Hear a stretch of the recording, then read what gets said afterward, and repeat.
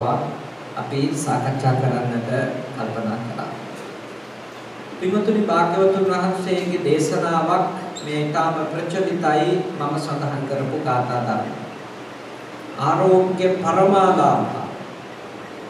භාග්‍යවත් බුදුරජාණන් වහන්සේ වදාලා නිරෝගීකම අපට ලැබෙන පරමලාභයයි.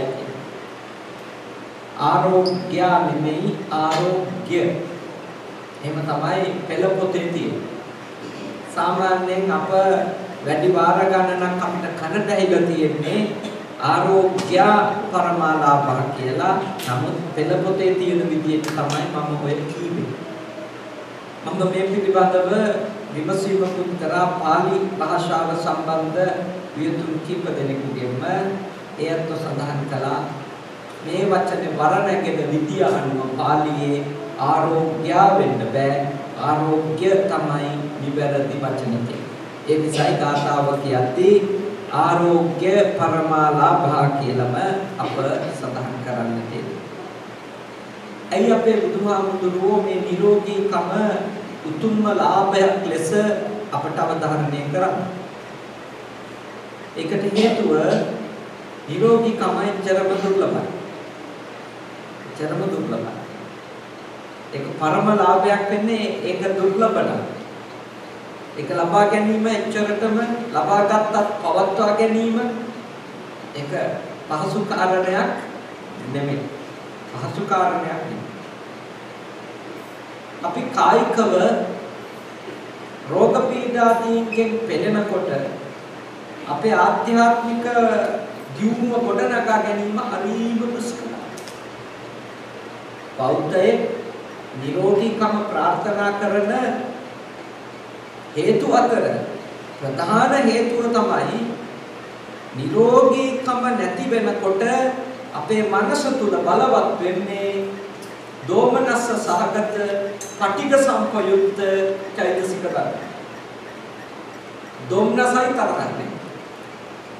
දෝමනස්ස සහගත පටිඝ සම්පයුක්ත චෛතසික තමයි තරහ, දොම්නස් බව, අසතුට ලෙඩ වෙන්න අපේ හිතේ බලවත් වෙනවා. බලන්න ඔබ මාසයක් කමාරක් එක දිගට ලෙඩ වෙලා හිටියොත් කොච්චර තරහින්ද ඉන්නේ කියලා නේ. ආස දෙයක් කන්න බෑ. ආස තැන යන්න බෑ. ආස විදියට ගියත් ඉන්න බෑ. ඔක්කොම යම් පිච්චන් නලබතිනේ. යමක් කැමතිද ලෙඩ වෙන්න ඒව අපිට නලබෙන්න පටන්. එක්ක දොස්තරලා විසින් නවත්තලා දානවා. එහෙම නැත්නම් ළඟම උපස්ථායකයෝ ටික විසින් නවත්තනවා. එක්ක නෑදෑයෝ විසින් නවත්තලා දානවා නේ. ඉතින් විශාල පටිඝයක් රෝග එක්ක කායිකව අපි ලෙඩ වෙන්න අපේ මනසේ හටගන්නවා. ඉතින් මේ පටිඝය මේ ද්වේෂය අවබෝධයට කවදාවත් උපකාරයක් කරන්නේ නැහැ. කායිකව කෙනෙක් රෝගීව ඉඳීම එයාගේ ආධ්‍යාත්මික ජීවිතය පිරෙන්න හේතුවක් වෙන්නේ ඔතන. ද්වේෂය මුල් වෙන්න ද්වේෂය කියන්නේ පංච නීවරණ වල ප්‍රධාන නීවරණ ධර්මයක්. එනම් නිවන් මඟ අහුරාලන අවබෝධයට තිබෙන මාර්ගය වහලා දාන ප්‍රඥාව උදා කරගන්න ඉඩ දෙන්නේ නැති ධර්ම අතර එකක් තමයි ව්‍යාපාදය. දැඩි තරහ. ඉතින් දැඩි තරහ අපට එනවා කායික රෝග වලින් දීර්ඝ කාලයක් පීඩා විඳිනකොට. ගොඩාක් දැඩි රෝග වලින් ඉන්නකොට සමහරුන්ගේ කටින් කියවෙනවනේ දත්මිටි කකා මැරෙන්නේවත් නැහැ. මීට වඩා හොඳයි මැරිලා යනවනම් කියලානේ. වේදනාව වැඩි වෙන්න කියනවා. ඒ කියන්නේ බලගතු ව්‍යාපාදේ නේ. බලගතු ව්‍යාපාදේ. බලගතු ව්‍යාපාද චෛතසිකයක්, ද්වේෂ සහගත චෛතසිකයක් අපේ මනස ආක්‍රමණය කරනකොට මතක තියාගන්න ඕනේ අවබෝධය අප කෙරෙන් පලා යනවා.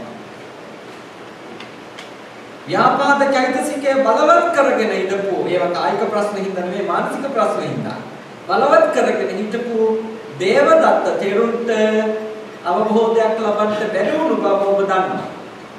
ඉඳ එක වෙහෙර විඳ දහම් අනහර සිඳ බිඳ දුක් සසර අහෝ දෙව්දත් නොදිටි මොක්පුර උත්තිල කාව්‍යයේ නේ පැරණි සිංහල කාව්‍ය ග්‍රන්ථයක්. එහි තිබෙනවා එකම පන්සලේ හිටියත් බුදුරජාණන් වහන්සේගෙන්ම බණ දහම් ඇහුවත් දේවදත්ත තෙර අවබෝධයටපත් උනේ නැහැ. සතර අපායෙන් නිදහස් වුණේ නැහැ. හේතුව තමයි ඔහු තුල තිබුණේ ඇහුම්කම් දෙන්න සුදුසු මානසික පරිසරයක් නෙමෙයි. අහන් හිටියට ඇහෙන්නේ නැති එකක්. තරහවනේ, ක්‍රෝධය, අධික ද්වේෂය. ඉතින් අපට අධික ද්වේෂය උපදවන ප්‍රධාන මූලයක් තමයි මතක තියාගන්න ඕනේ අපගේ කායික රෝගී ස්වභාවය. ඉතින් පුළුවන් තරම් අපි මේ හිත හදාගෙන උතුම් නිර්වාණ ධර්මය අවබෝධ කරගන්න යන ගමනේදී මූලික අවධානයක් යොමු කරන්න ඕනේ අපගේ නිරෝගීකම වෙනුවෙන්. ඒක මූලික අවධානයක් යොමු කරන්න ඕනේ. කයේ නිරෝගීකම අපේ නිර්වාණ මාර්ගය සාක්ෂාත් කර ගැනීමේදී අපට අත්‍යවශ්‍ය අංගයක්. ඒකනේ කියන්නේ ලෙඩ වෙන්න පුළුවන් අනිවාර්යම වයසට යනකොට නේ. තරුණ කාලෙත් ලෙඩවීම උරුම ධර්මයක්. ඒත් වයසට යනකොට ඒක අනිවාර්ය කාරණයක්. ඒකින්දයි භාග්‍යවතුන් වහන්සේ වදාළේ අප්‍රමාදේන සම්පාදේත නේ. නොපමා වෙන්න කිව්වේ. නොපමා වෙන්න. පමා නොවි කුසලයේ දිනු කරගන්න. පමා නොවි ප්‍රඥාව දිනු කරගන්න. ඇයි හේතුව? කායිකව රෝග පීඩා වලින් පෙළෙන්න තනක වාඩි වෙලා පැයක් ඉන්නවා කියන එකත් අමාරු දෙයක්. අමාරු දෙයක්. එහෙනම් කය ගැන සැලකිලිමත්. මොකද ලෙඩ හැදෙන ක්‍රම ගොඩක් තියෙනවා. සෙම්ම සමුත්තාන ආබාධා, පිත්ත සමුත්තාන ආබාධා, වාත සමුත්තාන ආබාධා, සම්නිපාතිකා ආබාධා, ඍතු පරිණාමජා ආබාධා, විසම පරිහාරජා ආබාධා, ඕපක්කමිකා ආබාධා, කම්ම විපාකජා ආබාධා නේ. ඒ මූලික ක්‍රම 8ක් නෙවෙයි. සෙමහින්ද අපි කායික බලලද ඊළඟට පිටින්ද අපි කායිකව ලෙඩ වෙනවා. වාතයෙන්ද ඒවා කිපුනම අපේ කායිකව රෝගී තත්ත්වයන් බහුල වෙනවා. ඊළඟට සන්නිපාතිකා. ඔය තුනම සන්නිපාත වෙලා. සන්නිපාත වෙනවා කියන්නේ මොකද්ද? එක් වෙලානේ. මේ තුනම වැඩි වෙනවා. පිටත් වැඩි, සෙමත් වැඩි, වාත තත්ත්වෙනුත් වැඩි. සන්නිපාතිකා බාධා. සන්නිපාත වෙලා එකතු වීම නිසා රෝගී තත්ත්වයන් හටගන්නවා. ඊළඟට ඕපක්කමිකා. එක එක්කෙනාගේ උපාය උපක්‍රම හින්දා අපි ලෙඩ වෙනවා. අපි ලෙඩ වෙනවා. කායිකව ලෙඩ. ඊළඟට උතු පරිණාමජා ආබාධානේ. දැන් මේ ඍතුව වෙනස් වෙනකොටනේ. දැන් රස්නේ කාලේ ඉඳලා සීත කාලයට ලං වෙනකොට මෙහි අනිවාර්යෙන් උණ හෙම්බිරිස්සා රැල්ලක් යනවානේ. ඊළඟට අර ගස්වල රේණු කාලෙටනේ හරියට උණ හෙම්බිරිස්සා රැල්ලක් යනවා. දැන් එතකොට ඒ රෝගී තත්ත්වයන් ලෙඩ වෙන්න ඇති වෙන්නේ කායිකව ඍතුවේ තත්ත්වයක් නේ. ඍතුව උතු පරිණාම. ඊළඟට කායිකව අපි ලෙඩ වෙනවා විසම පරිහාරක. ඒ කියන්නේ මොකක්ද? අපේ කමකට නැති විසමාචාරයක් නිසානේ. කන එකේ පරිස්සමක් නැහැ. දකින්න එක කනවා. කය පිරිසිදු කර ගැනීම, ඉන්න කාමරය පිරිසිදුව තියා ගැනීම, වැසිකිලි කැසිකිලි පිරිසිදු කර ගැනීම ආදී කටයුතු හරියට කරන්නේ නැති වුණා. ඒවත් විසමාචාර තත්ත්වයන්නේ. ඒව නිසා අපි කායිකව රෝගී වෙනවා. ඊළඟට අපි කායිකව රෝගීන් වෙන්නට පුළුවන් අපි විසින් ඇඩික්ට් වෙච්ච දේවල් නේ.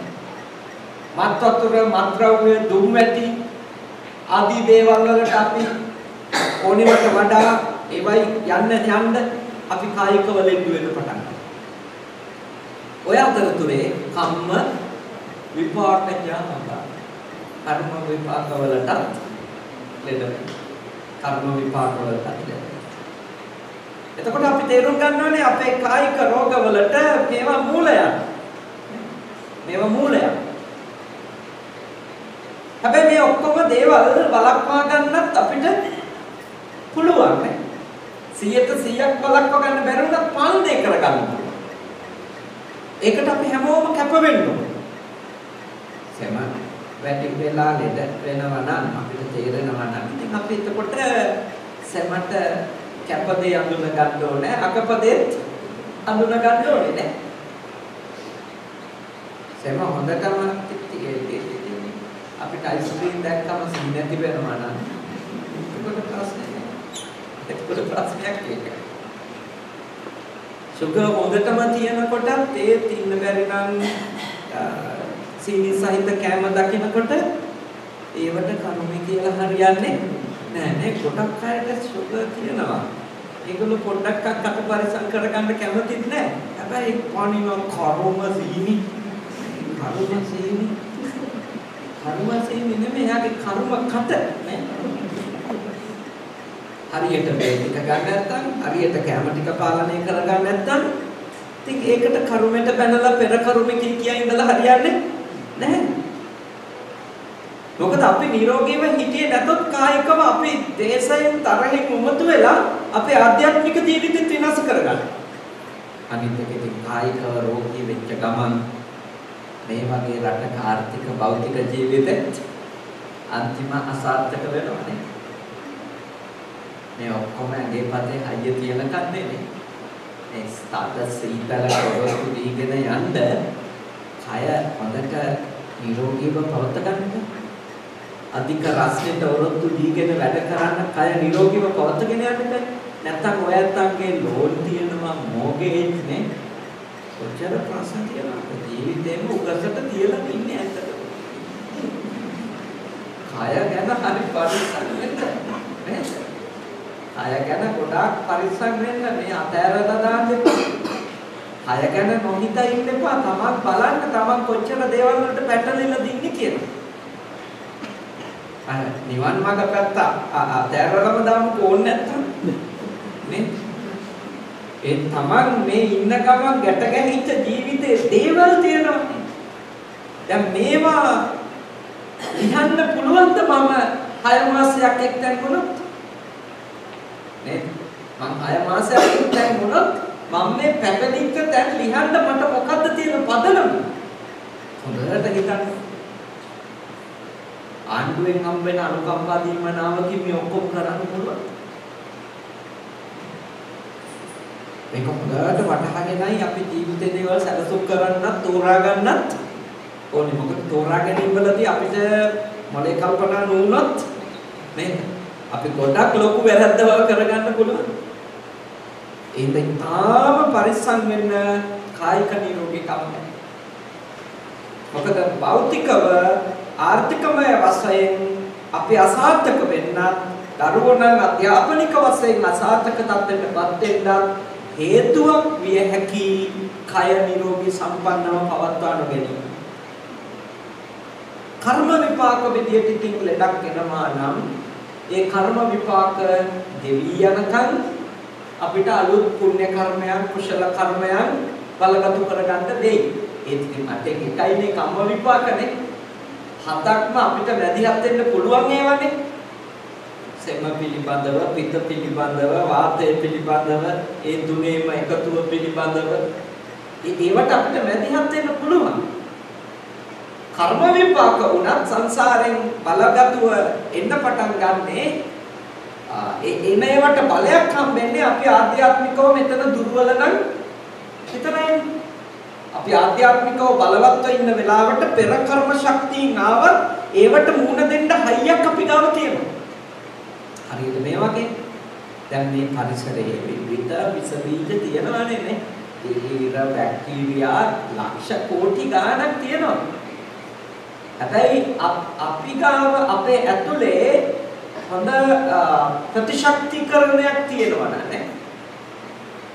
අපේ ඇඟ ඇතුළෙන්ම හොඳ ප්‍රතිශක්තියක් අපි ගොඩනගාගෙන තිබෙනවා නම් විස බීජ එළියේ සංසරණය වුණා හිත මෙහෙට ගියා කියන එකෙන්ම අපි ලෙඩ වෙන්නේ නැහැ. ලෝකෙ විස බීජ නැති කරන්න බෑ. ඒත් අපිට පුළුවන් අපේ ප්‍රතිශක්තිකරණය හොඳට තියාගන්න. එතකොට සංසාරයෙන් එන කර්ම ශක්තියනොත් අපි කියමුකෝ එළියෙන් අපිට ඇටැක් කරන්න බලාගෙන ඉන්න එක එක ජර්ම් කියලානේ. එතකොට අපේ ඇතුලේ අපි හොඳ කර්ම ශක්තියින් ගොඩනගමින් නම් ඉන්නේ. හොඳ කුසල ශක්තියින් අපි නිර්මාණය කරගෙන අපේ ඇතුළ බලවත් නම් මතක තියාගන්න. එතකොට අර එළියේ බලවේග වලට එළියේ ශක්තියින්ට අපේ ඇතුළට බලපෑම් කරන්න පුළුවන් හයිය අඩු වෙලා යනවා නේ. ඒකනේ මෙත් වඩන කෙනාට ලැබෙන ආනිසංස ගැන කියද්දී භාග්‍යවතුන් වහන්සේ දේශනා කළේ අමනුස්සානම් පියෝ හෝති නේ. අමනුෂ්‍ය බලවේග වලින් අපිට හානියක් එන්න තියෙනවා නම් ඒගොල්ලෝ අපිට ප්‍රියශීලී වෙලා ඒ හානි කිරීම නවත්තන. මොකද අපි ඇතුලේ ශක්තියක් ගොඩනගලා මෙත්තානේ. මෙත්තා ගොඩනගලා. ඒක හොඳට තේරුම් ගන්න. කායිකව අපි ඇතුලේ හොඳට ශක්ති සම්පන්නව තියාගෙන ඉඳියොත් එළිය කොච්චර ප්‍රශ්න තිබුණත් අපිට ඒක කරොත් වෙන්න පුළුවන්. ලංකාවේදී කාට හරි අර කපොල හැදුනොත් නේ ධම්මල මිනිස් දෙයියන් ගෙලෙන්න කියන්නේ. හැදුනොත් ගෙදරට එනකොටම අලුත් කෙනෙක් අහන ඔයාට කපොල හැදිලා තියෙද? හැදිලා නම් ආන්නේ. හැදිලා නැත්තම් කියනවා දැම්ම එන්න බෝබේ. ඒ කියන්නේ කපොල හැදුනම ඊට පස්සේදී ප්‍රතිශක්තියක් ඇතුලේ අපේ නිර්මාණය වෙනවා කියලා පිළිගරගෙන තියනවා. ඒකට මුණ දෙන්න. ඒකට මුණ දෙන්න. එහිඳ කය හොඳට නිරෝගීව තියාගත්තොත් අපිට එළියෙන් එන ඕනි එකකට මුණ දෙන්න පුළුවන්. ඉතත් එන්නම නේ. ඉතත් හොඳට නිරෝගීව තියාගත්තොත් කර්ම ශක්තිය කොච්චර එළියෙන් ආවත් ඒවට මුණ දෙන්න. ඒවට ශක්තියක් අපි හදා ගන්න. ඇඟ ගැන හිතනවා වගේම හිතත් හොඳට හයියට තියාගන්න ඕන. කුසලයෙන් පරිපූර්ණව තියාගන්න ඕනේ. මොකද හේතුව පෙර කර්ම ශක්තිය එනකොට මුණ දෙන්න වෙන්නේ අපේ චිත්ත ශක්තියෙන්මයි. එතකොට කම්ම විපාකජ වලින් ආබාධයක් එනවා නම් ඒක දුරු කරගන්න පුළුවන්. ඔය බටහිර රෝගී භාවනාව වගේ දේවල් අද යොදාගන්න තියෙනවනේ. කැන්සර් රෝගීන්ගේ සුවපත්භාවය පිණිස ස්ට්‍රෙස් වැඩි අයට නේ. ඒ යොදාගන්න විදිහ. ඒ කියන්නේ හිත හදා ගන්නකොට හිත හයිය කරනකොට අර ඇඟේ තත්ත්වයනොත් වෙනස් කරන්න දැන් බලයක් තිබෙන බව අලුත් පරිවේෂණ පිළිඅරගෙන. ඉස්සර හිත ගැන චරලුවට සැලකුවේ නැහැනේ කායික රෝග ගැන බලද්දි. නමුත් දැන් බලනවානේ. අපේ සුගර් ලෙවල් එක වැඩි වෙලා නම් ප්‍රෙෂර් මට්ටම වැඩි වෙලා නම් දොස්තර අපිත් එක්ක කතා කරලා අහන්න මොකද ඔයාලට ප්‍රශ්න නිදහස? ගොඩක් විසිද ඔයා නේ?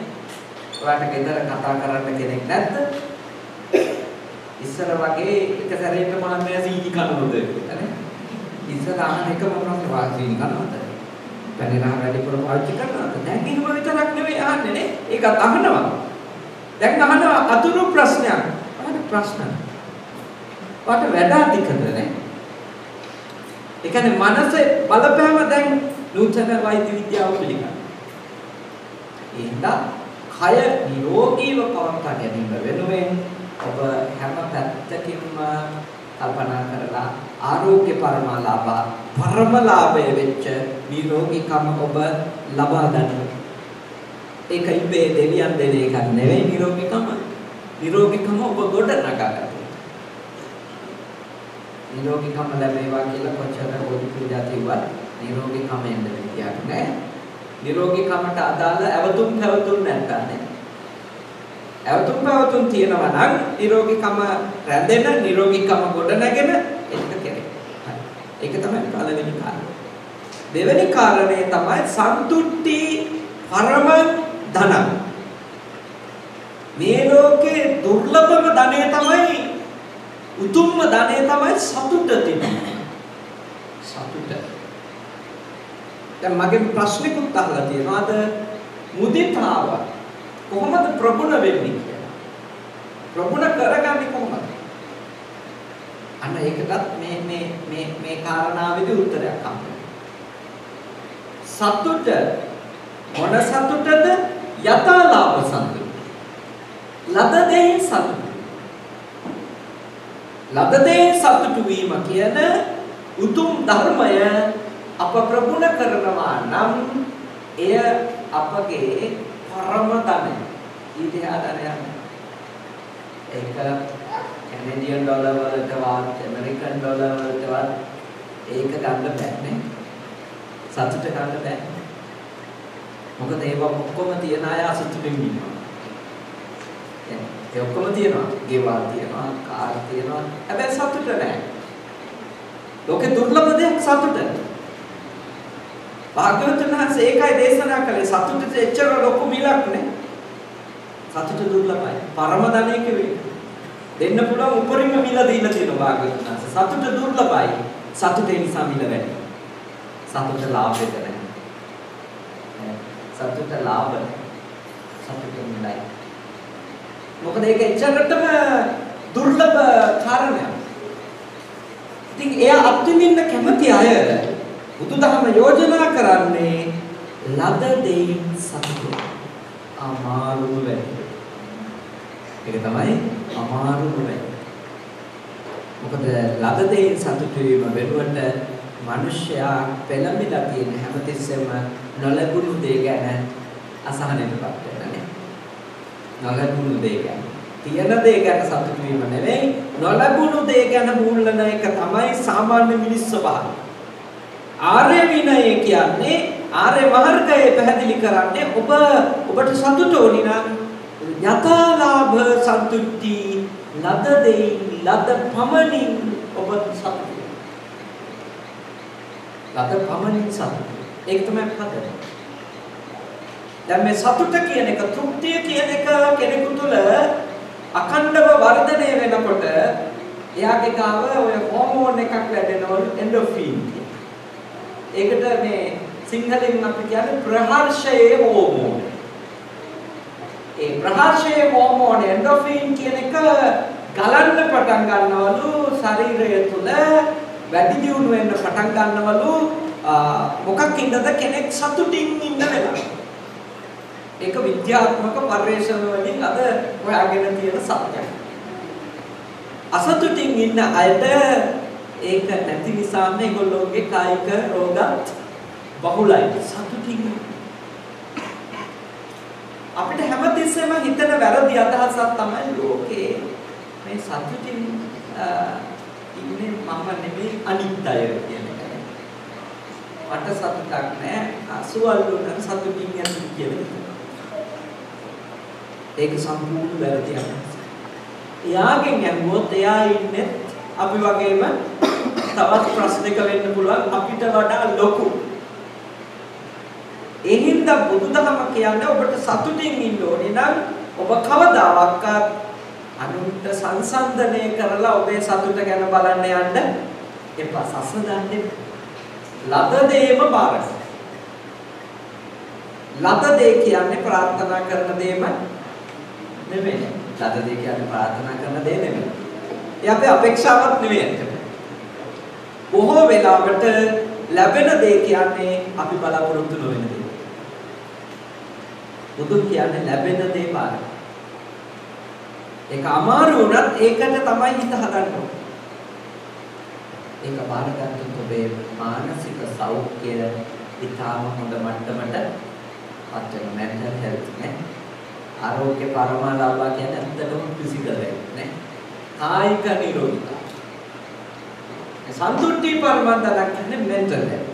මානසික නිරෝධිතා. ඒක අපේ සෞඛ්‍ය සම්පන්න ජීවිතයේ දෙවෙනි අංගය. දෙවෙනි අංගය. දැන් ලද දෙයින් සතුටු වෙන කෙනෙකු තුල තිබෙන උදාාරම ගුණය තමයි මුදිතාව. එයාට මුදිතාව තමයි වැඩෙන්නේ. මගෙන් අහලා තිබුණා මුදිතාව දියුණු වෙන්නේ කොහොමද? ලද දෙයින් සතුටු වෙන්න.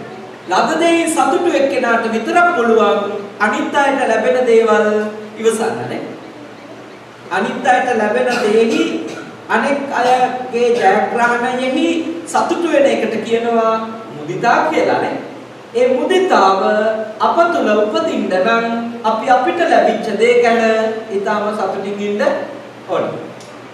අපි අපිට ලැබිච්ච දේ ගැන සතුටු නැත්නම් අපිට මොන හේතුවක් නිසාවත් අනුන්ට ලැබෙන දේ දිහා සතුටින් බලන්න පුළුවන්ද?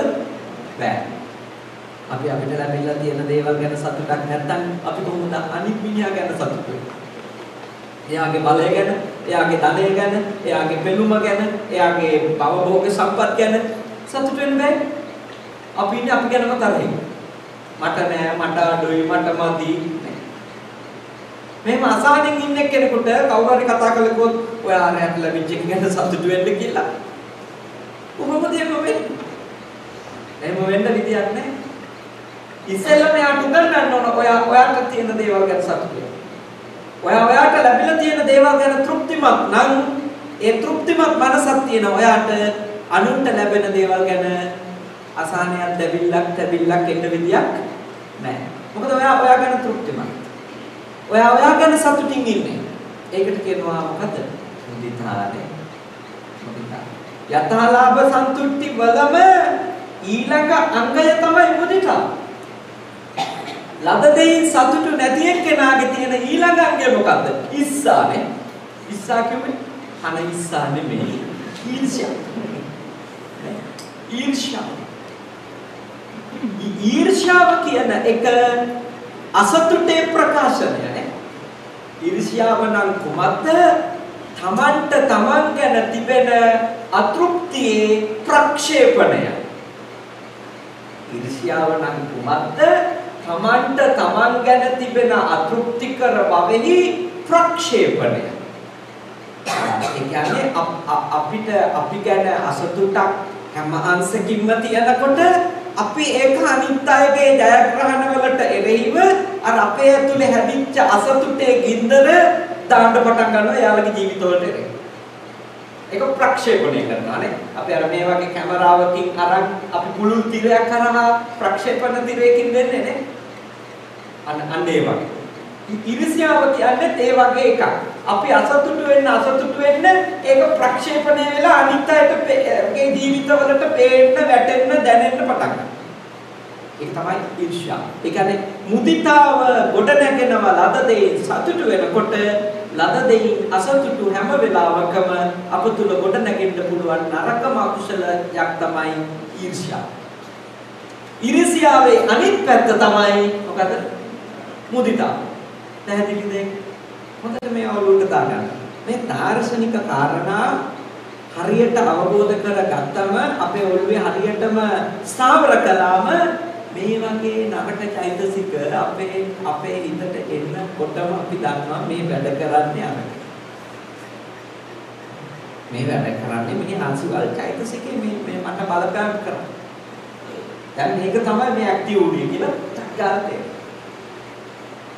ඒක තේරෙන්න නම් මේක හරියට වටහාගෙන තියෙන්න ඕනේ. පළවෙනි එක දර්ශනනේ නේ. දර්ශනය හරියට ගොඩ නැගෙන්නේ නැතුව මොනක් තරම් වැඩ කරවුවත් කෙනෙකුට ලද දෙයින් සතුටු කරවන්න බෑ. එයාට තෘප්තිමත්කමක් ඉරිසියාව නැති කරවින්නක් කරන්න බෑ. අනිත් එක ලද දෙයින් සතුටු වෙන්න. අපේ බුදුදහමේ ක්‍රමවේදය තමයි පිට යෝජනා කරනවා. ඔබට ලැබෙන බොහෝ දේවල් නෙවෙයි අතටම සියලු දේවල් නේ කම්මං සත්‍යේ විභජති කියන ධර්මයෙන්ම තමයි ලැබෙන්නේ. කරන ලද කර්මයන්හි විපාක ලෙසනේ. කර්ම කිව්වම අපි පිළිගන්නේ අතීතේ පෙර භවයේ කර්ම විතරද? නෑ. හිතා මතා දැනුවත්ව කරන ලද සියලු ක්‍රියා. චේතයිත්වා කම්මං කරෝති කායේන වාචාය මනසා. එතකොට හිතින් හිතලා කයනුයි වචනෙනුයි හිතිනුයි කරන ලද ක්‍රියාවල ප්‍රතිඵලයට තමයි අපි මොනවද කර්ම කියන්නේ. එතකොට භාග්‍යවතුන් වහන්සේ පුබ්බේකත හේතුවාදී නෙමෙයි සියල්ල පෙර කර්මෙන් තීරණය කරන්නේ නෑ. එතකොට මම මගේ කුඩා කල ඉඳලා අද දක්වා කරන ලද කර්මයන්හි විපාකද මම මේ වෙනකොට භුක්ති විඳිනවද නැද්ද? භුක්ති විඳිනවා. ඒ අතරට මගේ සංසාරික කර්මත් ඇති. ඒක අනිවාර්යයි. ඒ ඔක්කොම සංසාර කර්මත් නෙමෙයි, ඔක්කොම මේ ලෝකේ කර්මත් නෙමෙයි. සංසාර කර්මත් අපිට තියෙනවා මේ ලෝකෙදිම අපි ගොඩනගපු කර්ම ශක්තියනොත් පෙරලා අපේ ජීවිතේට බලපෑම් කරමින් තියෙනවා. ඉතින් අපිට දේවල් ලැබීම නොලැබීම කියන එක තීරණය වෙනවා ඒ කර්ම ශක්තිය. මෙහෙම හිතන්නකො සරල මම කුඩා කල ඉගෙනීම මගාර අපි ගම්වල කියන්නේ ඉස්කෝලේ කට්ටි පයින්නවා නේ. කැලෑ පනිනවා ඉස්කෝලේ යනවා. ඕම ඉඳලා අවුරුදු 18ක් 20ක් වුණාට පස්සේදී ගෙදරින් කියනවා මොකක් හරි රස්සාවක් හොයාගන්න.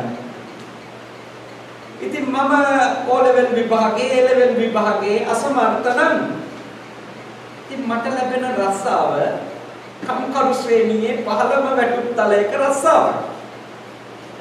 එතකොට ඕකට කවුරු හරි කිව්වොත් මගේ පෙර කරුමෙන් සංසාරේ කරපු පව් තමයි මට මේ හොඳ රස්සාවක් හම්බුන්නේ නැහැ. ඒක සංසාරයකත් එතකොට මේ ලෝකෙක. මේ ලෝකේ කරුමෙන්. මේ ලෝකේ කම්මැලි කමට හරි නේ මෝහය නිසා හරි වෙන දේවල් ටිකට තණ්හා වෙච්ච හින්දා හරි මොකක් හරි චෛතසිකයක් මුල් වෙලා ඉස්කෝලේ ගියේ නැහැ. ඉගෙන ගත්තේ නැහැ. වෙන ක්‍රියා ටිකක් කර හිටියා. රස්සාවකට අදාළ කර්ම ටික රැස් කරේ නැහැ. ක්‍රියා ටික කළේ නැහැ. එහෙනම් ඉතින් කර්මයේ ඵලයක් එන්න විදියකුත් නැහැ. හොඳ කර්මයක් රැස් කරේ නැත්නම් හොඳ ඵලයක් වෙයි. එතකොට එයා තේරුම් ගන්න ඕනේ මට මේ දේ ලැබුණේ මම ඉතින් වපුරපු බීජවල හැටියට තමයි මම පොඩි කාලේ එහෙම ඉගෙන ගත්තේ නැතුව මම කොහොමද දැන් ලොකු රස්සාවක්. එතකොට සංසාරයට දාන්නේ නැහැ කරුමනේ. දැන් සමහර අයට උපත්තියෙම මහා පින් තියෙනවා. දැන් කොහොමද දැන් කාලේ ළමයි ඉන්නන්නේ? මම හිතන්නේ හරියට පින් කරගෙන යන ළමයි. හරියට පින් කර. දැන් ළමයි ඉපදෙනකොටම ඒ ළමයි වෙනුවෙන් ගෙවල් අරගෙන තියෙනවා. ඉපදෙනකොටම ඉඩ කඩ. ඉපදෙනකොටම විශේෂ ලාභ තියෙනවා දැන් චූටි ළමයින්ටනේ. දැන් ඉපදෙන ළමයි අපි ඉපදෙන කාලයට වඩා ටිකක් පින වැඩි. මේ පෙරපින් වැඩි. අර දිව්‍ය ලෝක ලැබෙනවා කියන කතාව මෙහි පින් කරන අයට මම පිළිගන්නවා දොස් මුදුන්. මම ඒක දොස් මුදුන් පිළිගන්න කතාවක් මේ පින් කරනකොට අපි වෙනුවෙන් දිව්‍ය විමාන දැනෙනවා කියලා ඔය මුගලන් තෙරුන් වහන්සේ දිව්‍ය ලෝකවල ගිහිල්ලා කියනවනේ දේශනාවල. ඒව ඉගෙන ගන්න ඕන නම් අපේ මේ කලිගමුවේ ඥානදීප හඳුන්ගේ බණ අහන්න. උන්වහන්සේ තමයි ඕවා හරියටම විස්තර කරලා කියන්නේ. උන්වහන්සේට පුදුම මතක ශක්තියක් ඒ දිව්‍ය විමාන ගැන විමාන වත්තු ප්‍රේත වත්තු ගැන හොඳ ඥානයක් තියෙනවා. මට එච්චර ඒව ටච් වෙන්නේ නැහැ.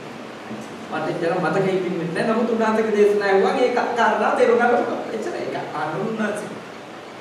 දැන් එතකොට ඒව ගැන මට කිසිම සැකයක් නැහැ.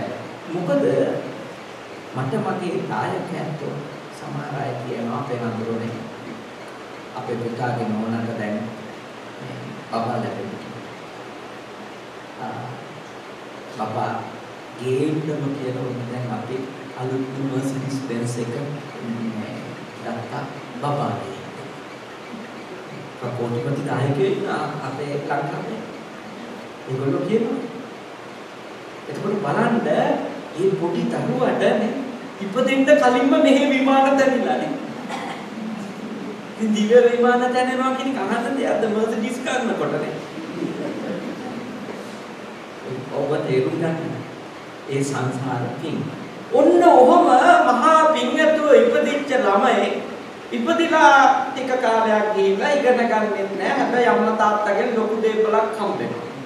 හම්බෙච්ච දා ඉඳලා මිනිහා අම්මා තාත්තා මැරෙන්නත් කලින් නිත්ති දුත්තෝ විශ්‍රීලෝලියෙක් වෙනවා. සුරා දුත්තෝ දිනපතා වුණ කන්න බොන්නත් පටන් ගන්නවා. අක්ඛ දුත්තෝ සූදුවටත් යන්න පටන් ගන්නවා. ඔය වැඩ තුන කරගෙන යනකොට ලද්දන් විනාශේදී ඔන්න හම්බ වෙච්ච හැම රුපියලක්ම ටික ටික ඉවර වෙනවා. අන්තිමටම තම සතයක් නැති මට්ටමට වැටුණට පස්සේ මිනිහා කිව්වොත් හරිද මගේ පෙර කර්මයක් පළ දුන්නා. නෑ. ඒ මොකද උනේ? එයාගේ චර්යාව තරකයිනේ. මේ ලෝකෙම එයා කරපු කර්ම හරි කර්ම නෙමෙයි ඉතින් ඒකේ ප්‍රතිඵලය. එතකොට තමන්ට යමක් වෙනකොට තමන්ට යම් අත්දැකීමක් එනකොට තමන් ඒක බාර ගන්න ඕනේ කොහොමද? මේක මගේ කර්ම ශක්තියක මා විසින්ම කරන ලද ක්‍රියාවල ප්‍රතිඵල මිසක මේක වෙන කාටවත් ප්‍රශ්නයක් නෙමෙයි. අන්න එතකොට අපිට ලැබිලා තියෙන දේ ගැන සතුටින් උපේක්ෂාවෙන් බලන්න හයියකුත් වෙනවා. අනුන්ට ලැබිච්ච දේවල් ගැන ඌල්ලන එකත් නවතුන. ඉස්සර පැරණි වැඩිහිටියෝ ටිකක් වත්පොහසත්කම් තියෙන කෙනෙක් දැක්ක ගමන් නේ කියන්නේ ඒගොල්ලන්ගේ පිනදේක. එහෙම කියන්නේ ඒක ඒගොල්ලෝගේ පින. ඒ සිතුවිලි ක්‍රමය නිසා ඒ වැඩිහිටියන් ඉරිසියා ලැබුණේ නැහැ නේද? ඒක ඒගොල්ලෝගේ පින. සංසාරේ දීලා නේ එහෙමනේ අපි පොඩි කාලේ අපේ ආත්මවල කියනවනේ නේ වත්පොහසත්කම් කියන මිනිස්සු දැක්ක. අද කියන්නේ ඕකගේ යට මොනවා හරි ඇති. ඔය කිව්වට පේන එකම වෙන්න බෑ. නැත්තම් කොහෙද ඔච්චර ගෙවා. එහෙනම් අපිටත් පුළුවන් වෙන්න බෑ. ඉතින් අපි ඉරිසියාවෙන් පුපුර පද හදනවානේ. පතර වටේ ඉන්නේ පද හදනවා. ඒ ඉරිසියාව. අපිට ලැබිලා තියෙන දේවල් ගැන කිසි සතුටක් නෑ. ඉතින් අසතුටින්දම අනිත් මිනිහට ඌල්ලන එක තමයි වැඩේ. පද හදන එක තමයි වැඩේ. මම දන්නේ ලංකාවේ නම් ලොකු ජිප් එකක ගියොත් ඉතින් කුඩා කියන නේම් එක එනවා.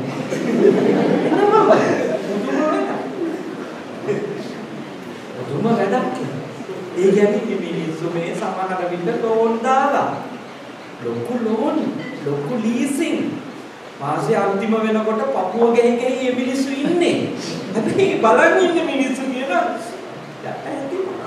නැත්තම් කොහෙද ප්‍රාඩෝ වල යන්නේ. ඉරිසියා. මම ඔබට යෝජනා කරනවා කෙනෙකුගේ සාර්ථකත්වයේ දකින්නකොට අර කරණි ඉස්සර මහ ලොකු ඉස්කෝලවල ගියපු නැති අපේ අහිංසක නුංග අත්තම්මල හිතුවා ධර්මානුකූල සිතුවිල්ල. මොකද්ද? ඒක ඒගොල්ලොන්ගේ පින. සංසාරේ දීපු ඇයෝය. ඒ සිතුවිලි ක්‍රමය අඩුම එයාට මහ භෞතික ලාභ ගෙනල්ලා දුන්නේ නැතත් එයා ඉරිසියාවෙන් පුපුර ජීවත් වෙන එක නවත්තලා දෙනවා. එයාට මුදිතා ගුණය වැඩි වань. මුදිතා ගුණය. ඒ හින්දා හොඳට තේරුම් ගන්න අපේ හිත් සුවපත් වෙන අපි මනසින් නිරෝගී වෙන ධර්මය තමයි යථා ලාභ සන්තුට්ටි. ගතදේ සතුටු වීම එවත් සන්තුට්ටි පරමන්දනම් සතුට පරම ධනය කොට ගැනීම එය තමයි අපේ mental health මානසික නිරෝගී. තුන්වෙනි විශ්වාස පරමාඥාති. දැන් බලන්න මේ කැනඩාවේ මම දැක්ක විශිෂ්ට දෙයක් තමයි ඔය ඇත්තන්ට මෙහෙදී ඉන්නේ විශ්වසනීය ඥාතිකම් තියන අය නේ. මෙහෙදී පවුලේ සියලු නෑයෝ මෙහෙ නෑනේ. එහෙම පවුල් ඉන්නේ කීපයයි. ගොඩක් නෑ දැවෙන්නේ. සමහරුන්ට නෝනයි මහත්තයයි දරුවෝ දෙන්නයි විතරමයි. හැබැයි මෙහෙදී අම්මා තාත්තා වගේ ඇසුරු කරන අය ඉන්නවා. වැඩිමහල් සහෝදර සහෝදරියෝ විදිහට ඇසුරු කරන පිරිසක් මෙහෙදී හම්බ වෙලා තියෙනවා. ඒගොල්ලොත් එක්ක ඒ අලුත් නෑකම් ගොඩ නැගුණේ කොහොමද? විශ්වාසයෙන්. දීර්ඝ කාලයක් ඇසුරු කරනකොට තේරෙනවා මෙයාලා බොරුකාරයෝ නෙමෙයි. කපටියෝ නෙමෙයි. වංචනිකයෝ නෙමෙයි. හරි සත්පුරුෂ මිනිස්සු නේ. අන්න එතකොට අලුත් නෑකම් නේ. අලුත් නෑකම් නිර්මාණය වෙනවා. මතක තියාගන්න. ඒ නෑකම් ලේ නෑකම් වලට වඩා බොහොම බලවත්. භාග්‍යවතුන් වහන්සේ වදාළේ පරම නෑකම නම් විශ්වාසය. එතකොට අපි ආර්ය ශ්‍රාවකයෝ. ආර්ය ශ්‍රාවකයෝ වන අපට ලේඛනකමට වඩා ශ්‍රද්ධාවෙන් විශ්වාසයෙන් ඇතිවෙන ඥාතිත්වය ලොකු වෙන්න ඕනේද නැද්ද? ලොකු වෙන්න. ආර්ය ශ්‍රාවකයෝ ලේනකමේ හරි විශ්වාසය නැත්නම් ඒක නෑකමක් ලෙස සලකන්නේ නැහැ. විශ්වාසයෙන් බෙදවැටුවොත් මතක තියාගන්න එතන නෑකම ඉවරයිද නැද්ද? ඉවරයි. එතන නෑකම. නීත්‍යානුකූල ඩොකියුමන්ට් එකක් ඇති නේ? දැන්දා කියලා. හැබැයි නෑකම ඉවරයි විශ්වාසෙ කඩපු ගමන්නේ. නිකන් ලියවිල්ල තියෙනවා. පොලේ තියෙනවා මොකද මේ සෙල්ලම් නෑනේ අයින් වෙන කොටක් ගෙවන්න දෙන්නේ. පොලේ තිබිච්චා. හැබැයි නෑකම එක. ඒ හිත නෑකම නම් විශ්වාසයයි. මතක තියාගන්න ඔබත් එක්ක ඇසුරු කරන අයට විශ්වසනීයත්වය පිරිනමන්න. මානසික කායික වාචසික සියලු සම්බන්ධකම් වලදී මා යෝජනා කරනවා විශ්වාසය ඒ සම්බන්ධකම් වල පදනම කරගන්න. බලන්න පෞල් සංස්ථාවෙක හරි නිරෝගී ජාතියක් නිරෝගී පවුලක් ගොඩනගන්න නම් ඒ පවුල ඇතුලේ විශ්වසනීයත්වයම තියෙන්න ඕනේ. අද ලෝකේ භයානක සමාජ රෝග ව්‍යාප්ත වෙන යුගයක් නේ. භයානක HIV වැනි භයානක රෝගී තත්ත්වයන් ලෝකේ මේ ව්‍යාප්ත වෙමින් තියෙනවා. දැන් මේකට උත්තර තාම හොයාගෙන නැහැ.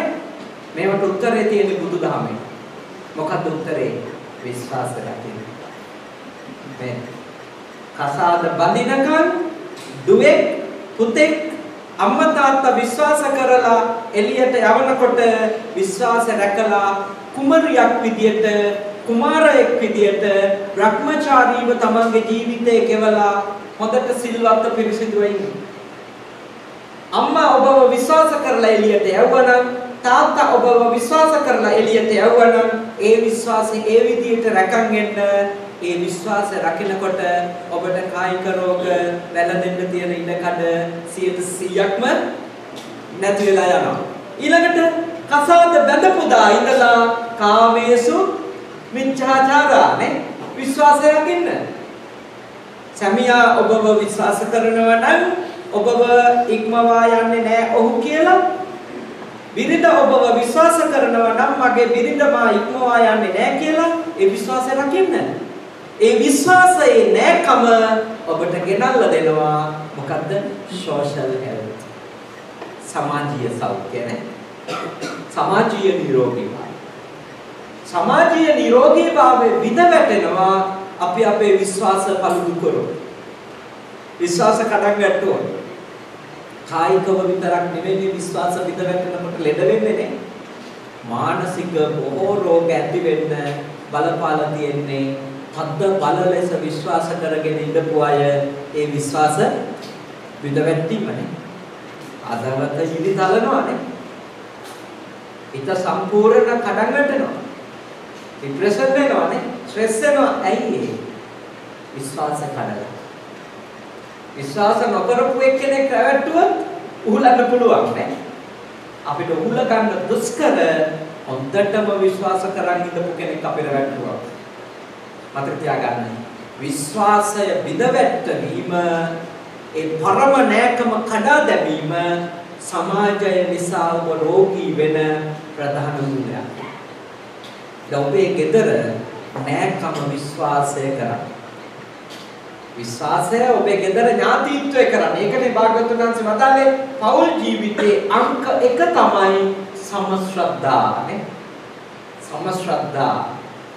භාග්‍යවතුන් වහන්සේ කිව්වේ විවාහයට පෙර කුලේ හොයා ගන්නවා තියෙන ඉඩම් ගන්න ලංකාවේ පර්චස් කීයද මේ ගෙවල් කීයද වගේ නේ. භාග්‍යවතුන් වහන්සේ වදාළේ බලන්න ඔබ අතර හොඳ සමාන විශ්වාසයක් ගොඩනගන්න පුළුවන්. ශ්‍රද්ධාව සමානයිද නේ? ඒකනේ බලන්න කිව්වේ. ඔබට මොකද කාලයක් ඇවෑමෙන් තේරෙනවා අර සමාන වෙච්ච දේවල් වලින් ජීවත් වෙන්න බෑ නේ හරි බර්ගර්ස් සමාන වුණා ඇත්ත කලවත කොට 20යි කොළු පිටියේ 20යි හරි සමාන වුණා ඒව සමාන වුණාට ජීවත් වෙනකොට තේරෙනවා Tamanට වංචා කරනවා නම් බර්ගර්ස් 40ක් තිබුණාට වැඩක් නෑ කියලා නේ දෙන්නටම බෙන්ස් තිබුණා කියලා වැඩකුත් නෑ මොකද කසාද බඳින වෙලාවෙදි බෙන්ස් වැදගත් වුණාට නේ කසාද ජීවිතේ දිගටම ඉන්න ඕනේ බෙන්ස් නෙවෙයිනේ ඒවා මේ ගමනක් බිමනක් යන්න විතරයි බොහෝ අය ජීවිතේ පටලගෙන තියෙන්නේ භෞතික දේවල් වලින් ඔක්කොම සමානකම් හොයනවා ආධ්‍යාත්මික කාරණේ ගැන සලකන්නෙම නැතුවනේ ජීවිතේ යනකොට තමයි තේරෙන්නේ සමාන නෑනේ එක්කෙනෙක් කර්ම පිළිගන්නවා අනිත් එක්කෙනා කර්ම පිළිගන්නේ නෑ ශ්‍රද්ධා දෙකක් එක්කෙනෙක් පරලෝ පිළිගන්නවා අනිත් එක්කෙනා පරලෝ පිළිගන්නේ නෑ ශ්‍රද්ධා දෙකක් එක්කෙනෙක් තිසරණය පිළිගන්නවා අනිත් එක්කෙනා තිසරණයට නිඳා කරනවා ශ්‍රද්ධා දෙකක් යන්න බෑ එකටනේ එකට යන්න බෑ හැම තිස්සෙම ගැටුම් ඒ හින්දා මම ඔබට යෝජනා කරනවා සමාන විශ්වාසයන් සමාන ශ්‍රද්ධාවන් ඔබ තුල ගොඩනගා ගත්තොත් ඒ පරම නෑකම ඔබට සුවයගෙන ගන්න සමාජීය සෞඛ්‍ය ඔබට උපදවයි සමාජීයමය වශයෙන් නිරෝගීකම උපදවයි ඒ ඇතුලේ විශ්වාසය වැඩි කරවන්න ඔබ ඉතින් අප වෙන්න ඕනේ නේ විශ්වාසය කියන එක ඉතින් විශ්වාස කරන්න කිව්වට එහෙම වැඩක් නෑ විශ්වාසය ඇති වෙන්න ජීවත් වෙන්න ඕනේ නේ අපි අනිත් අයට නිතර බලපෑම් කරන එක විදිහකට පෝස්ට් කරනවා නේ තද්ද බල ලෙස පෝස්ට් කරනවා මම විශ්වාස කරන්නේ එහෙම කිව්වට කරන්න බෑ විශ්වාසය ඇති වෙන විදිහට ඔබ ජීවත් වෙන්න අනිත් එක්කෙනාට විශ්වාස නොකරනවා කියලා රණ්ඩු කරන්නත් එපා විශ්වාසය ඇති වෙන විදිහට ජීවත් වෙන්න පටන් ගත්ත තැන ඉඳලා අපසක කරනවා නම් එයා ගිහිල්ලා අවුද ડોක්ටර් කෙනෙක් අහලා බේත් ගන්න. හරි යාට වෙන ලෙඩක් එක්කනේ. හැම දවසකම හැම එකක් ගැනම සැකන සමහර අය එහෙම ඉන්නවනේ නේ. වදම දෙනවා. මට ඇවිල්ලා මිනිස්සු කියන පව් ඒ කතාව. ඒ කතාවෙන් පව් කියලා හිතනවා මං ගැන දුරුම සතුටක් ඇති. කෙනෙක්ට මහණුන්නේ කියලා. ඒ මිනිස්සු ගැන පව් කියලා හිතන්නේ කියන්නේ මේ හරි වද දෙනවා. 1 කිලෝමීටර දෙකක් යන්න කලින් කෝල් 10ක් දෙන්න කට්ටියම කරන් දෙනවා. ඉතින් අහන්න දැන් කොයි හරියද? දැන් අසුවල් කොසත් දැහෙන්නේ නැහැ නේ පාරේ කිව්වට. ඉතින් අනිත් කියන්න හෝල් ගන්න කියලා. කරදර නටන ජීවිත කරදරයිනේ මම ඔබට කියන්නේ කවුරු හරි ඔබේ විශ්වාසය කඩනවා නම් ඒක යාගේ ප්‍රශ්නයක් නේද ඔබ අනිකාගේ විශ්වාසය රකින්න එයා දිගටම කඩනවා නම් එක තැනකදී අඛණ්ඩව විශ්වාසය රකින්න ඔබත් එක්ක එයාට වංචා කර ජීවත් වෙන්න හම්බෙන්නේ නෑ ඔබ ගාව එලිදරව් වෙනවාමයි ඒක මේ විශ්ව නීතියක් නේ ඒක මේ සබහ දහමේ නීතියක් ඔබව එහෙම රවට්ටන්න බෑ. ඔබ හොඳට විශ්වසනීය ජීවිතයක් ගෙවන කෙනෙක් නම් ඔබ ගාව ඔබව රවට්ටන්න එලිදරව් වෙනවාමයි. ඒකට කාලය වේලාව එනවා. ඒකට කලබල වෙන්න එපා. කිවි උනත් දෝපු ගම මිදෙන්නේ නෑ කියලා අපි දන්නවානේ. යන්න දෙන්න. විදහස් කරලා තියන්න. කලබල වෙන්න කලබල නොවි ඔබ ඉන්න වද දෙන්නත් එපා නේ මොකද නිතර වද දෙනකොට විශ්වාසය රැකන් ඉන්න කෙනෙකුට උනත් හිතෙනවා දැන් ඉතින් මම මොන සිල් රැක්කත් වැඩක් නෑ මට කියන්න තියෙන කතා ටික ඔක්කොම දැන් කියලා ඉවරයි කියලා නේ ඊට පස්සේ කෙනෙක් ඒ එන පීඩණයම වැරදි කරන්න පෙළඹෙච්ච තැනුත් තියෙනවා එතන වද දෙන්න පුළුවන් තරම් විශ්වාසය ඇති වෙන විදිහට ඔබ වැඩ කරන්න ඉච්චරයි. විනිවිද භාවය පවත් ගන්න නේ ජීවිතේ. විශ්වාස පරමාඥාන. පරමණය කමකට. අන්තිම කාරණය අතිශයින් වැදගත්. මොකද්ද? නිබ්බානං පරමං සුඛං. අර කියපු මුල් තුනම නේ කායික නිරෝගීකම, මානසික නිරෝගීකම, සමාජීය නිරෝගීකම, නැත්නම් ආරෝග්‍ය පරමාලාභ, කායික නිරෝගීකම නැමැති උතුම් ලාභය, සන්තුට්ටි පරමං ධන, මානසික නිරෝගීකම ලබා දෙන්නා වූ සතුට නැමැති උතුම් ධනය, ඊළඟට විශ්වාසා පරමාඥාති, ජීවිතයේ හොඳින් ගෙවන්න අවශ්‍ය කරන විශ්වසනීයත්වයේ නම් වූ උතුම් නෑකම, ඕවා කොහොම කළත් මේ සසරේ ඉදින්දි ඕවත් අඩු වෙනෝ වැඩි වෙනවා නේ, කඩන් වැටෙනවා, ආයේ හරියනවා. ඕක ස්වභාවයෙන් මේ සසරේ යනවන භාග්‍යවතුන් වහන්සේ නිසා වදාලා නිබ්බානං පරමං සුඛං. ඔය මේ ලෝකේ ඉන්නකම් ඕවා ටිකක් මැනේජ් කරගන්න අර තුන හොඳයි. ඒත් ඉතින් සදාකාලික නිරෝගී තත්වයක් ඕන නම් කායිකව, මානසිකව, ඊළඟට සමාජීයව අපි මේ භව ගමනෙන් අයින් වෙන්නම ඕනේ. අයින් වෙන්නේ නැතුව නැවත නැවතත් ඉපදුනොත් නැවත නැවතත් කය ලෙඩ වෙනවා. නැවත නැවතත් හිත ලෙඩ වෙනවා. නැවත නැවතත් සමාජය නිසා අපි දුක් විඳිනවා, ලෙඩ වෙනවා, පීඩා විඳිනවා. එහෙනම් සියලුම නිරෝගීකම් ලබා ගන්න තියෙන්නේ උතුම් ශාන්ති පදය වෙච්ච ඒ නිවන අවබෝධ කිරීමෙන් පමණයි. ඕකට බටහිර ලෝකෙ කියන්නේ spiritual health. spiritual health. ආධ්‍යාත්මික සෞඛ්‍ය. බුදු සමය කියන්නේ සියලු කෙලෙස් වලින් නිදහස් වුණාට පස්සේ ලැබෙන සුවය නේ. පරම සුවය. පරම සැපත. ඒක කෙලෙස් ලෙඩින් නිදහස් වුණාම නෙමෙයි ලැබෙන්නේ, කෙලෙස් ලෙඩින් නිදහස් වුණාම. ධර්මසේන හඳුරු සද්ධර්ම රත්නාවලී කියන්නේ කෙලෙස් ලෙඩින් නිදහස් වුණා. කෙලෙස් ලෙඩ කියන්නේ අර කියපු පිත්ත සමුද්දාන, සෙම්ම සමුද්දාන ඒවනේ. ඕ සමාජීය කාරණා ඒවා.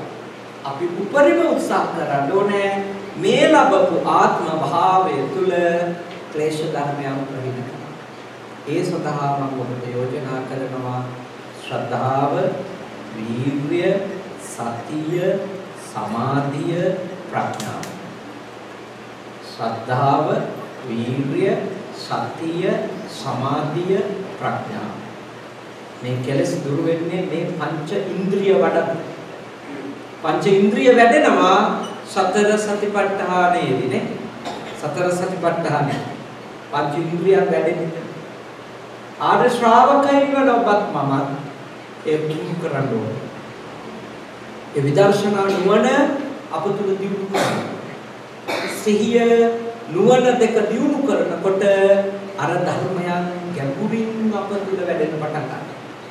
එතකොටයි ටිකෙන් ටික තණ්හාවත්, ද්වේෂයත්, මොහයත් ප්‍රහීන වෙන්නේ.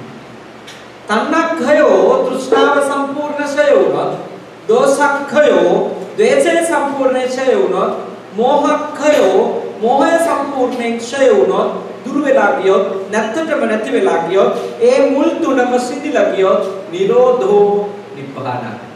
එහි නිරෝධය නිර්වාණය.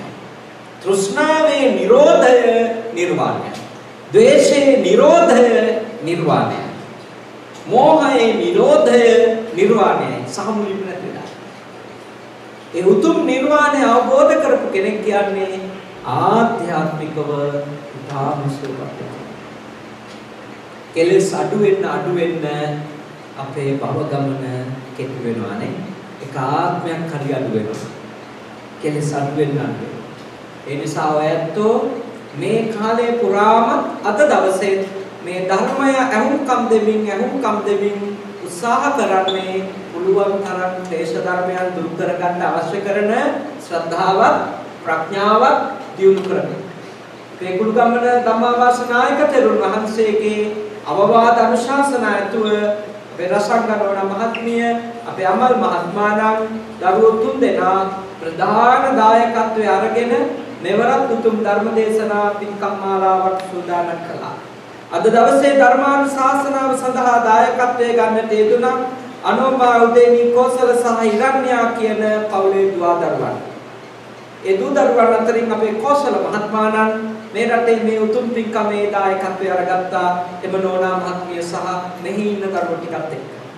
ලේලිවරු කොණාර අනුර ජනක සහ ඉනෝකා කියන මේ ඇතන්ගේ ආදරණීය නැන්දම්මට පින් දෙන්නටයි නැන්දමියට පින් දෙන්නටයි මේ උතුම් පින්කම කරන්නේ. ඉතින් මේ රැස් කරගත් සියලුම පින් කලින් මියගිය WP මකුලොළුව මහත්මයාණන්ට ආදරණීය පියාණන්ට මාමණ්ඩියට දරුවන්ගේ කුංචි මුණුබුරු මිනිමිරියන්ගේ සියලත් මාසිකුත් දින 5කට කලින් අවුරුදු 88ක් ආයු වලදා අභාවයටපත් ඉන්දිරා මකුලොළුව ආදරණීය මාතාවටත් මේ පින් අනුමෝදනා කරමු අනුමෝදන් වෙත්වා.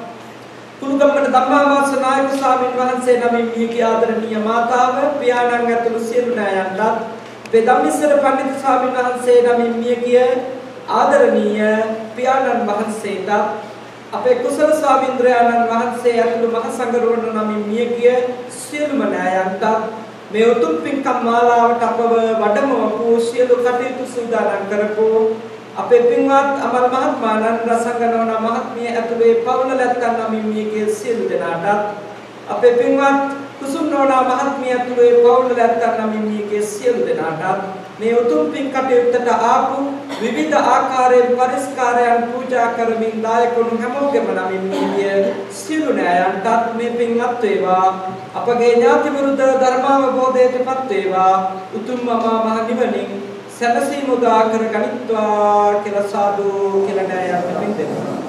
ඒ වගේම සියලුම දෙවිවරුද මේ පින්වත් කර ගනිත්වා. දෙවියන්ගේ අනන්ත ආශිර්වාදයේ පරම පූජනීය අපේ කල්යාණ මිත්‍ර නායක මහා ස්වාමීන් වහන්සේ ඇතුළු මහා සංඝරත්නයට ලැබේවා. අද මේ උතුම් පින් කටයුත්ත සංවිධානය කරන්න අප වෙච්ච කෝසල මහත්මයා ඉනෝකානවන මහත්මිය ඇතුළු ඒ පවුල්වල දුවා දරුවන්ට පින් කටයුත්තට විවිධාකාරයෙන් උපකාර වෙච්ච සියලුම කල්යාණ මිත්‍රයින්ට ඒ පවුල්වල ඇත්තන්ට ආපු ධර්ම දේශනාව ශ්‍රවණය කරපු හැමෝටම ලංකාවේ වෙනත් රටවල් වල ජීවත් වෙන කෝසල මහත්මයාණන්ගේ ඉනෝකානවනගේ ඒ සියලුම ඥාති මිත්‍රාදීන්ට සියලුම යහපත වේවා. කරදර බාධක අපල උපද්‍රව දුරු වේවා. යහපත් සිතුම් පැතුම් විතු වේවා. ඔබ හැමදෙනාටම නිදුක් සම්පන්න නිරෝගී සම්පන්න සුව සම්පන්න ජීවිත ලැබේවා. සියලු දෙවියෝද මේ පින් අත් කරගෙන උතුම් අමා මහ නිර්වාණ ධර්මය සාක්ෂාත් කර ගනිත්වා කියලා සාදු කියන්නේ.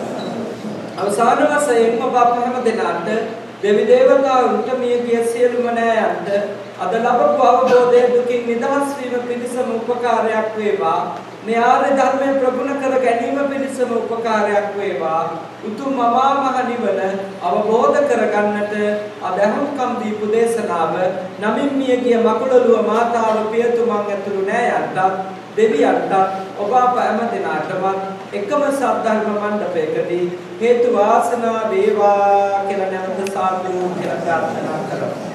ආකාශට්ටා ච බුම්මට්ටා දේවා නාග මහිත්‍තිකා පුඤ්ඤන්තං අනුමෝදිत्वा චිරං රක්ඛන්තු ශාසනං. ආකාශට්ටා ච බුම්මට්ටා දේවා නාග මහිත්‍තිකා පුඤ්ඤන්තං අනුමෝදිत्वा චිරං රක්ඛන්තු දේශනං.